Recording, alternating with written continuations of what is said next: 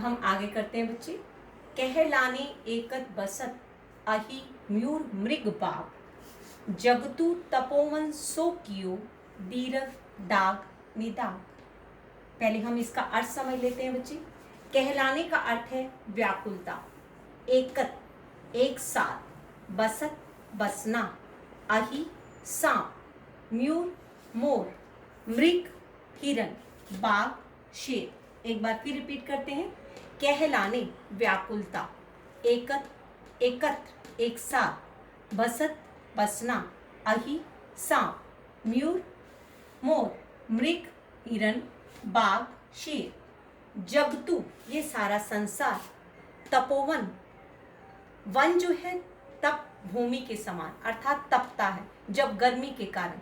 इसका एक अर्थ ये होता है कि वन के अंदर जहाँ तपस्वी रहते हैं उसे भी तपोवन कहा जाता है। यहाँ पर तपोवन का अर्थ गर्मी से तपना है। सो जैसा, कियो करना, दीर्घ दाग। दीर्घ दाग का अर्थ क्या होता है बच्चे? दीर्घ का अर्थ है भयंकर गर्मी, निदाग का अर्थ है गर्मी का मौसम। एक बार फिर करते हैं। जगतु संसार, तपोवन ये जंगल, सो जैसा, कियो करना, दीर्घ दाग। दीर्घ दाग का अर्थ क्या होता है बच्चे? भयंकर गर्मी। निदाग का अर्थ है गर्मी का मौसम। गर्मी के मौसम में जब भयंकर गर्मी पड़ती है, ग्रीष्म ऋतु में भयंकर गर्मी की प्रचंडता के कारण ये सारा संसार तपोभूमि के समान दिखाई दे रहा है। सो कहाँ होता है बच्चे? उपमा अलंकार के अंदर। सा, से और सी ये उपमा अलंकार है। यहाँ पर सा, से और सी, यहाँ सो है।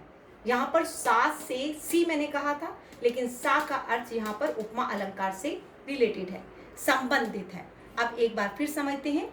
यहाँ पर मैंने ये कहा दीर्घ दाग। दीर्घ दाग का अर्थ है भयंकर गर्मी, निदाग का अर्थ है गर्मी का मौसम। ग्रीष्म ऋतु में भयंकर गर्मी की प्रचंडता के कारण यह सारा संसार तपोभूमि के समान दिखाई दे रहा था। अर्थात गर्मी के मौसम में जब भयंकर गर्मी पड़ती है तो ये सारा संसार तपता हुआ दिखाई देता है।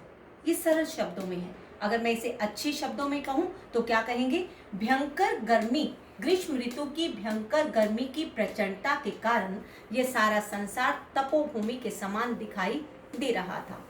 उस गर्मी के कारण ये सारा संसार क्या करता है कि सांप, मोर, हिरन और शेर ये एक साथ किसमें रहते हैं? वन में बसने लगते हैं। क्यों बच्चे? यहाँ पर एक बात ध्यान से सुननी है कि वे अपना शत्रुता का भाव भूलकर एक साथ वन में रहने लग गए हैं।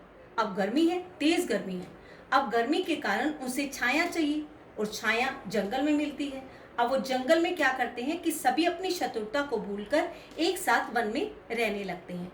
यहाँ पर ये दिखाया गया कि जब व्यक्ति को जरूरत पड़ती है तो वह अपनी शत्रुता को भूलकर एक साथ वन में रहने लगता है। जंगल के अंदर जो एकता भाव है इस दोहे के अंदर ये दिखाया गया है। यहाँ पर एक बार फिर समझ लेते हैं। ग्रीष्म ऋतु की प्रचंडता के कारण, ग्रीष्म ऋतु की प्रचंडता के कारण ये सारा संसार तपोभूमि के समान दिखाई दे रहा था। गर्मी के मौसम में गर्मी की प्रचंडता के कारण यह सारा संसार तपोभूमि के समान दिखाई दे रहा था। जब ग्रीष्म ऋतु की प्रचंडता बहुत अधिक बढ़ जाती है तो सांप, मोर, हिरन और शेर अपनी शत्रुता के भाव को भूलकर एक साथ वन में रहने लगते हैं। अर्थात जहाँ पर एकता के भाव को बिहारी ने दर्शाया है, अर्थात शत्रुता के भाव को भूलकर वे एक साथ वन में रहने लगते हैं। यहाँ पर दीर्घ दाग के अंदर कौन सा अलंकार है बच्चे? अनुप्रास। दादा वर्ण की आवृत्ति है, इसलिए यहाँ पर कौन सा है? अनुप्रास अलंकार। ये सारा संसार तपोभूमि के समान दिखाई दे रहा है। यहाँ पर उपमा की गई है, तुलना की गई है। तपोवन, वन की तुलना की गई है। यहाँ पर कौन सा अलंकार है? उपमा अलंकार भी है। और यहाँ पर अनुप्रास अलंकार है और उपमा अलंकार भी है। यहाँ ये बात समझ में आ गई? अगर समझ में ना आई हो तो दोबारा भी पूछ सकते हैं। अब अगला करते हैं।